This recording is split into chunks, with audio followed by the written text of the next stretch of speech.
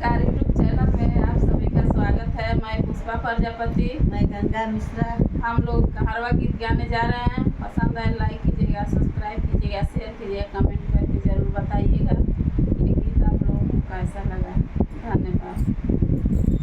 कैला बियाह पियवा संगई रहन के, कैला बियाह पियवा संगई रहन के, कैला बियाह पियवा संगई रहन के, कैला बियाह पियवा संगई रहन के, कैला बियाह पियवा संगई रहन के।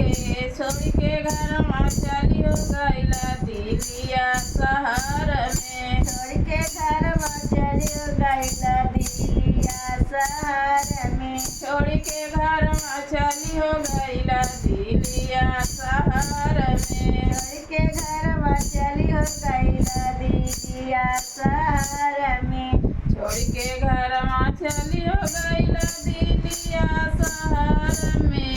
कबहू ना सोच रहब के करे अलम से, कबहू न सोच रहब के करे अलम से, कबहू ना सोच रहब के करे अलम से, कबहू न सोच रहब के करे अलम से, कबहू ना सोच रहब के करे अलम से।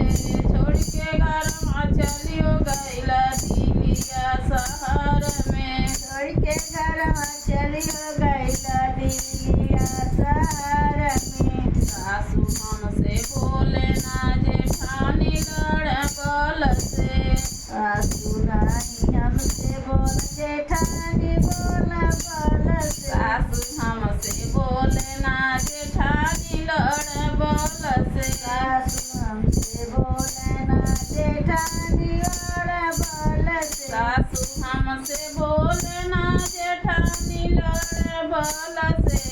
देवर मारता ना भैया छोड़ गइला शहर में, देवरा मार सना भैया छोड़ के चल गइला शहर में, देवर मारता ना भैया छोड़ गइला शहर में, देवरा मार ताना भैया छोड़ गइला शहर में।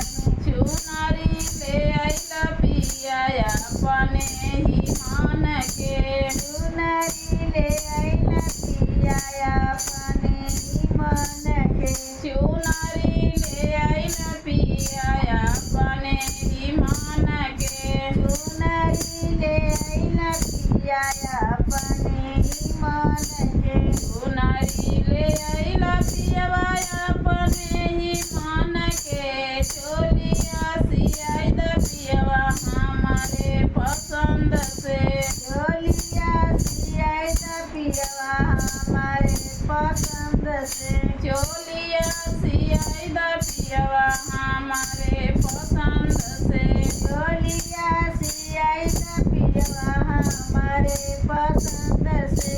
बड़ा रहे गला चोली दे हमें सटल के, चोलिया रुकल रहे डोरिया के बल से, चोलिया रुकल रहे डोरिया के बल से, चोलिया रुकल रहे डोरिया के बल से, चोलिया रुकल रहे डोरिया के बल से, चोलिया रुकल रहे डोरिया के बल से। सथमा हम के लिए बेचारी दिलिया शहर में, सथमा हम के लिए ले चली दिलिया शहर में, सथमा हम के लिए ले चली दिलिया शहर में, सथमा हम के लिए ले चली दिलिया शहर में, सथमा हम के लिए ले चली दिलिया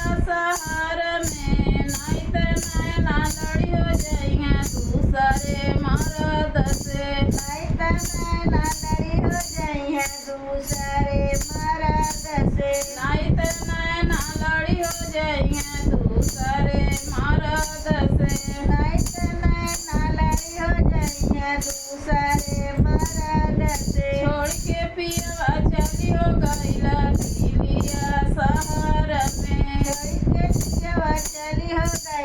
दिलिया शहर में। छोड़